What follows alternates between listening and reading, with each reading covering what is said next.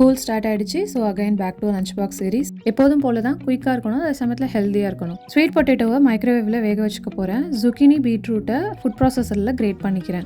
Sweet பொட்டேட்டோவை ஃபோர்க்கில் நல்லா holes மாதிரி போட்டுட்டு கொஞ்சம் வாட்டர் ஆட் பண்ணி அதுக்கப்புறமா பாயில் பண்ணிங்கன்னா கொஞ்சம் குயிக்காக பாயில் ஆகிடும். நல்லா வெந்துருச்சு. இதை ஃபைனாக ஸ்மாஷ் பண்ணிக்கிறேன்.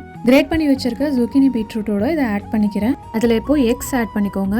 ரொம்ப சிம்பிளான ஸ்பைசஸ் தான் சேர்த்துருக்கேன். Salt, pepper powder, garlic powder, onion powder add பண்ணியிருக்கேன்.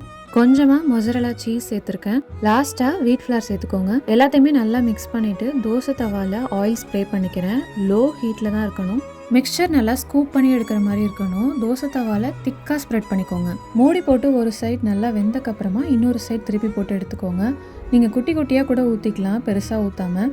லாஸ்ட்டாக மேலே சீஸ் போட்டு க்ளோஸ் பண்ணி எடுத்துட்டிங்கன்னா ஒரு சூப்பரான ஸ்வீட் பொட்டேட்டோ பீஸா ரெடி.